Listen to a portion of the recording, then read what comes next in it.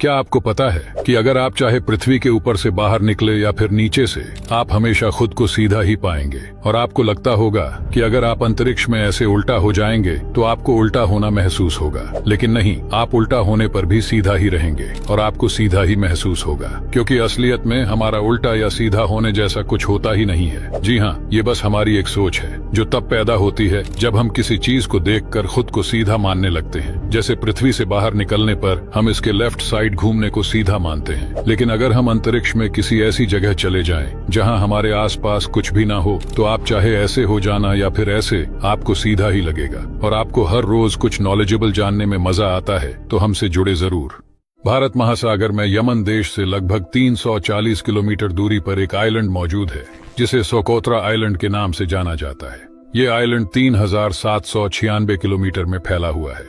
इसकी लंबाई लगभग 132 किलोमीटर और चौड़ाई लगभग 50 किलोमीटर है। इस आइलैंड पर इंसानों की आबादी लगभग 50,000 है। इस जगह पर आने के बाद आपको ऐसा लगेगा जैसे कि आप पृथ्वी के किसी और जगह पर नहीं, बल्कि आप किसी और प्लेनेट पे हो, क्योंकि इस आइलैंड पर मौजूद हर एक चीज आपको किसी हॉलीवुड की साइंस फिक्शन मूवी की याद दिलाएगा। आपको यहाँ पर पेड़ों की काफी अजीब प्रजातियां देखने के लिए मिलेंगी। इस आइलैंड पर मौजूद लगभग 37% पौधों की प्रजातियां दुनिया में कहीं और नहीं मिलती, और वहीं 90% रेप्टाइल्स यानी सरीसृप की प्रजातियां और 95% स्नेल्स की प्रजातियां इस जगह के अलावा दुनिया में और कहीं नहीं पाई जाती। ये सिर्फ इसी आइलैंड पर देखने के लिए मिलती है। ये आइलैंड सच में काफी ज्यादा अनोखा है।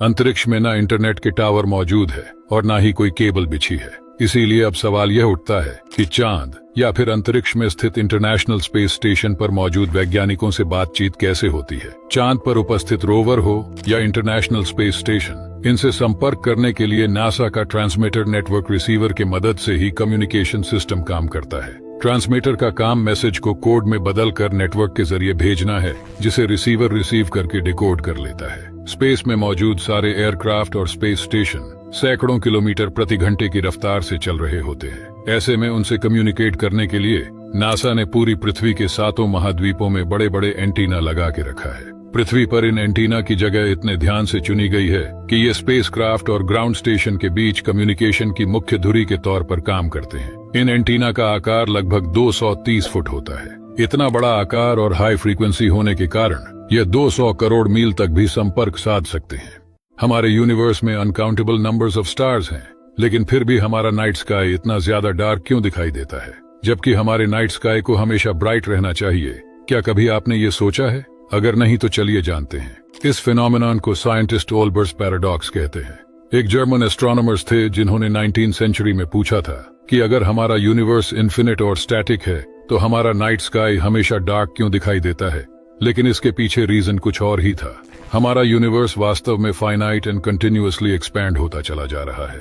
इसी वजह से स्टार से निकलने वाली लाइट जो हम तक आ रही है, वो इतनी ज्यादा स्ट्रेच एंड वीक हो जाती है कि हमारे लिए उस लाइट को नेकेड आई से देखना इम्पॉसिबल हो जाता है। और इसके पीछे एक और फैक्ट भी है कि कई सारे स्टार्स हमसे इतने ज्यादा दूर है कि उन स्टार्स की लाइट हम तक पहुंचना अभी बाकी है, और वो सारे स्टार्स हमारे ऑब्जर्वेबल यूनिवर्स से बाहर है। और यही सारे रीजंस है जिसकी वजह से हमें हमारा नाइट स्काई डार्क दिखाई देता है।